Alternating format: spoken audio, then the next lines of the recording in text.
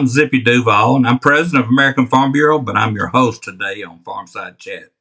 It is a beautiful spring day here in Georgia, and I just come off a great trip out west from Utah, Oregon, and Washington.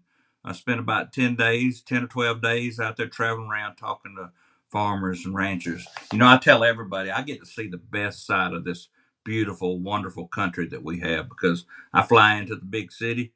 I either rent a car or somebody picks me up, go straight out to the farm to see the people that are growing your food each and every day. And it is a pleasure to go out and see and talk to those wonderful people that are doing God's work and growing food for his people. So thank you for joining us today. We're going to have a great conversation, but I just wanted to talk a little bit about this time of year.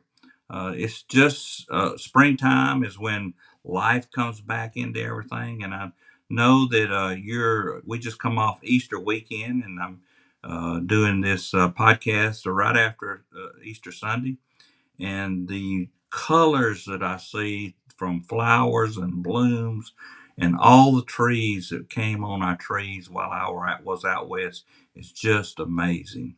The earth seems to be coming back alive and preparing to grow another crop of leaves or food or whatever we might be growing on our ground around our houses and on our farms. So here on my farm, the grass is growing, the cows have a lot to eat, and we're getting ready to cut our first cutting of hay here in the next 10 days or 2 weeks, and looking forward to taking that crop off so that they'll have it available to them next winter. But it's also spring garden time. And I know that a lot of places down here in Georgia are able to open up their strawberry patches and let people come in and pick your own. And that's what we're going to be talking about today. We're going to talk about our newest book from Feeding Minds Press that in our American Farm Bureau Foundation for Ag is about I Love Strawberries. And we have today with us the author, Shannon Anderson, and we're going to have a great conversation about that book today, and I look forward to hearing what inspired her to write that book. Shannon, welcome to our program. Thank you so much for having me. Yeah, and we're looking forward to talking about this book. But while our listeners are listening to us talk about this book, I want them to know this is not the first one. We've had several. Barn at Night, which was a great book talking about a man and his daughter taking care of animals, and My Family's Soybean Farm, and several others about dairy and other commodities that our farmers produce. So, Shannon, to understand a little bit about you in the book, can you tell us a little bit about you and whether or not you come from a farm? Sure. So I came from teaching. I've been a teacher for the last 25 years, and it was just in the last couple of years that I was starting to produce more books. And as you're probably aware, teachers are pretty busy people. It's not just, one of those 8 to 3 jobs, and we're coming in early and leaving late, and it left very little time to write. And so over the last 2 years, I decided to just go ahead and write and speak full time. And so that gave me some more time to concentrate on my book writing. As far as farming goes, my dad's parents were full-time farmers, all the things, the big crops and the huge garden in the backyard. And I always got to be a part of that and helped with the husking of the corn and the snapping of the green beans and riding in the combine when my dad would help out. And so that was a big part of my childhood growing up, getting to experience the farm through my grandparents' home. And my husband, his grandparents, same thing, complete farming family, and many of them still do farm in that family. And that's actually where we got our first strawberry patch, is through my husband's grandfather's strawberry patch. He had an enormous strawberry patch. And when we finally got married and had a home of our own, we were able to take some of his plants and plant them in our own yard to have our own big strawberry plants. So is that what kind of seeded your mind into writing about strawberries? Yes, there were so many life lessons to learn in taking care of some kind of food that you are growing yourself, and not only, the challenges, but also getting to pass that on to your own kids. I have two girls, and that was always wonderful to be able to show them, oh, these are the blossoms and these are going to eventually be strawberries, and having them come out and help with the work of it, and also enjoying the fruit of the labor, of course, and getting to help clean them and cut them up and make pies together, or strawberry pancakes, or, there are so many wonderful things you can make out of them. But yeah, that was definitely something I wanted to be able to share through text with other kids, especially being a teacher myself. Being able to show that, where our food comes from, but also what it takes to make that happen. You're learning so much about science and about life in general when you grow your own foods. So what else though would you like for them to take away from that? Because we all know that growing up on a farm was a great place to grow up. I grew up on a farm, and Mhm. I know a lot of people that don't farm kind of look at our way of life and say, "Wow, that'd be great to be able to live on a farm and raise my children there." But there's a lot of things that comes along with that. So what would you think in this book? Because I read it into it, that you would hope they would learn from that also. Well, I think a big message in this story is determination.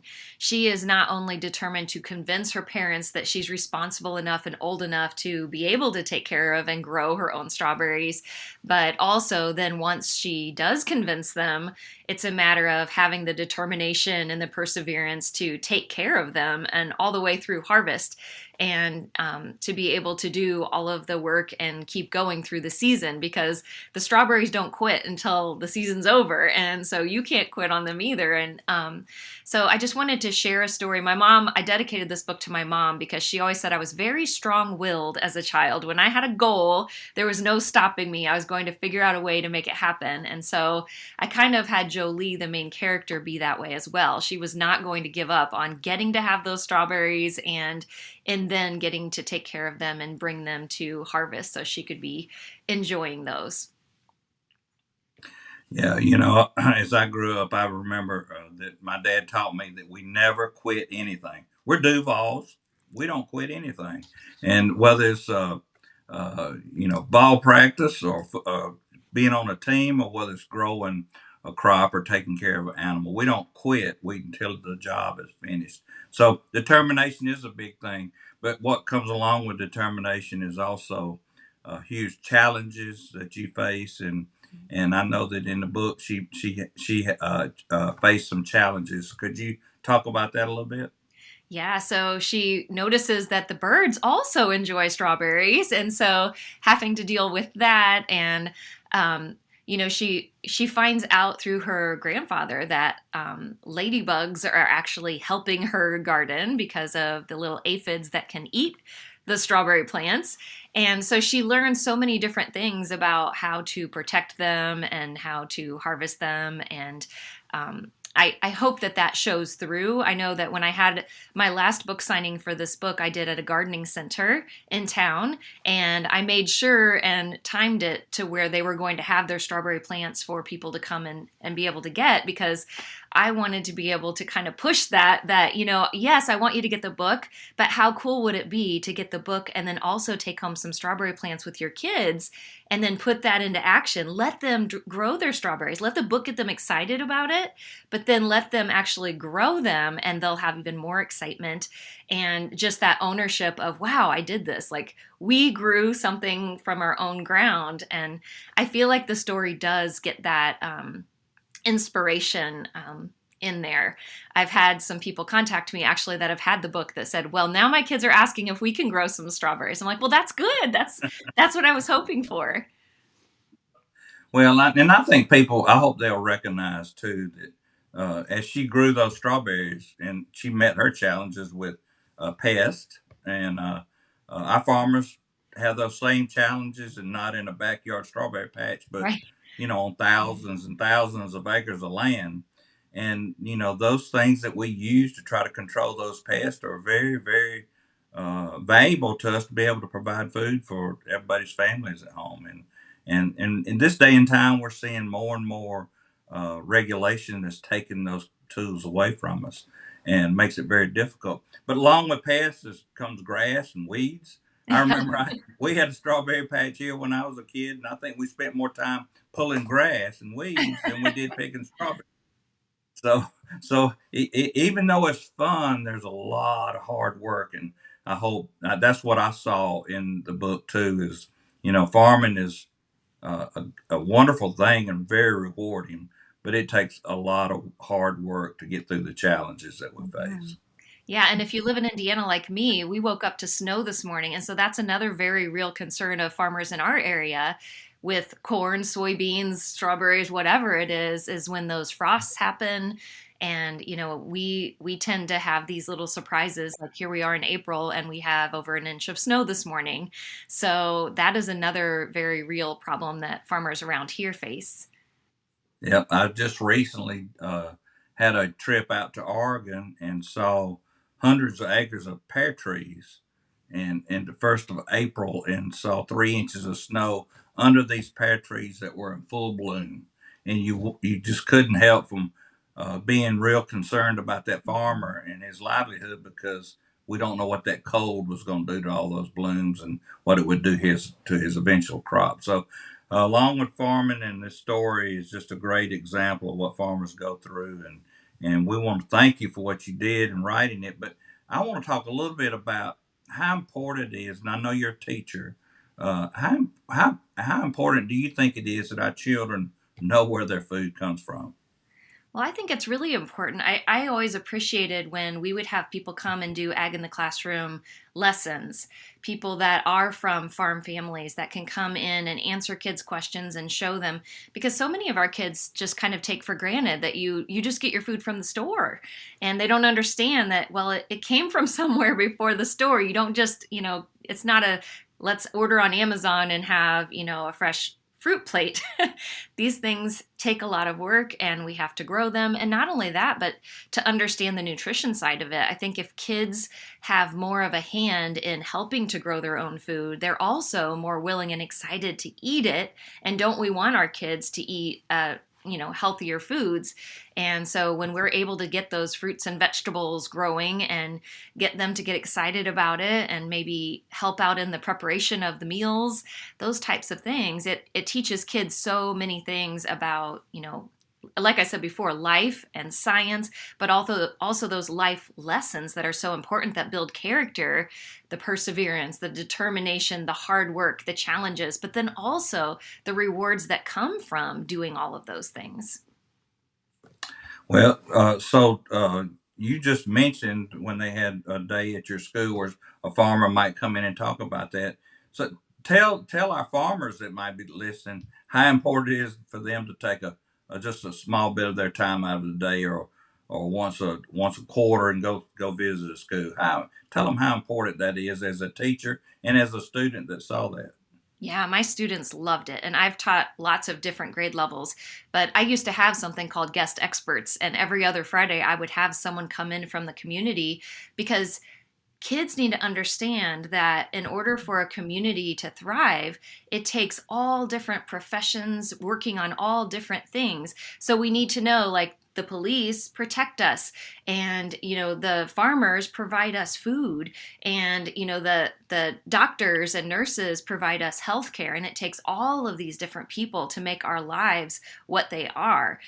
And farmers are a big part of that, so of course we want farmers to come in and be able to talk about that.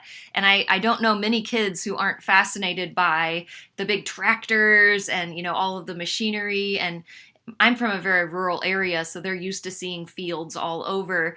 But we always have kind of an FFA day where we would take the kids over to the high school during their FFA week, and they would get to go over and see some of the baby animals and climb up in the tractor and just learn about this rural community that we have. How all of the farming works and why it's important.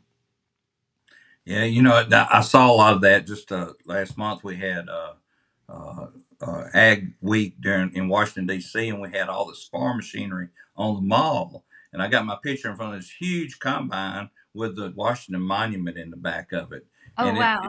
I saw thousands of people come through there with their families, and be able to talk about, well, what does this machine do? And one of the machines that was so impressive was a see and spray machine. Rather than spraying the whole field, just trying to get a few weeds, it would identify the weed and just spray the weed. And how we're working hard to be not just sustainable as a farm, but sustainable as far as our natural resources too. And technology's just come a long ways, and we hope that people will understand all that. But farmers need their tools, our families need their food, and between us and that shelf that they get that food off, it's thousands and thousands of jobs that move it, process it, package it, put it on the shelf in the grocery store. And we've seen the importance of all those people along that supply chain during COVID, and how that is so important to us to have food just in time. But now we have to figure out how we're going to the future to talk about food just in case something like that happens. I want to thank you, Shannon, for taking your time to write this wonderful book and help our children really understand what goes in to growing strawberries and growing food for our plates. And as kind of bringing it to a close, have you got anything else you'd like to say about your book? Or Well, I'm just so appreciative for Feeding Minds Press. I mean, I think it is such a great mission that we're not only providing more books, because of course books and reading are wonderful. As a teacher and parent, I'm going to say that, of course, but to be able to provide these, as you said, that are accurate. And so we can provide books that help kids learn about farming and about their foods that are accurate, but also that can be entertaining. I mean, I really like to think that Jolie has, a lot of humor, especially in some of the things she writes in her journal, and how she calls her parents the old people, and she tries to show she's older and more responsible by drawing wrinkles on herself. And, there are a lot of silly parts in it that I think kids will enjoy, but then through that fun story, they also are learning so many things. And then at the end, they get to see how Jolie realized how wonderful strawberry growing was. And then she visits a blueberry farm. And then, of course, her wheels are turning and she's thinking, blueberries, that would be a fun, thing to try. And so I hope kids feel that same way, that they enjoy the story, of course, because you want them to read it over and over, but maybe they'll be inspired to grow something, even if it's not strawberries or blueberries, but something, and to see that that is possible for a kid to help out in that and be a part in that. One last thing, as far as the determination note, this is a book I wrote over 10 years ago. So if you want to talk about determination, I wrote it and took it to my very first writing conference I attended, and it won first place in the contest. But to find the right place, the right publishing home for it was the challenge. And then when I heard about Feeding Minds Press, I was like, that's it. That's exactly where it needs to go. And thankfully, that's what happened. And I've been so thrilled to get to be able to share this message and hopefully to inspire kids to learn more about where their food comes from. Well, learn more what their food comes from. And Shannon, I think you may have encouraged someone to take on agriculture as their life's work. And how great would that be that you planted the seed that started some young mind to end up being a farmer or working in agriculture somewhere? Because, all things we have in our lives today, and we're so blessed with so many things that we enjoy and use. The one thing we have to have is our nourishment that comes from our food and the farmers. So I think that young people ought to realize that, I know you don't hear at school that farming is cool, but it's cool, and it's necessity. So hopefully this book will inspire someone to do that. And I hope it also inspires people to look at our website at American Farm Bureau Foundation for Agriculture, and that's where Feeding Minds Press also lays. It has home at. So feedingmindspress.com, you can look at all the books that we are publishing for our children, and we hope people, grandparents and parents and teachers, will take advantage of these books, because our mission is for our children and our families to understand where their food comes from, and that agriculture really is cool. Shannon Anderson, thank you so much. What a great job, and I appreciate you joining me today on Farmside Chat. Thank you so much.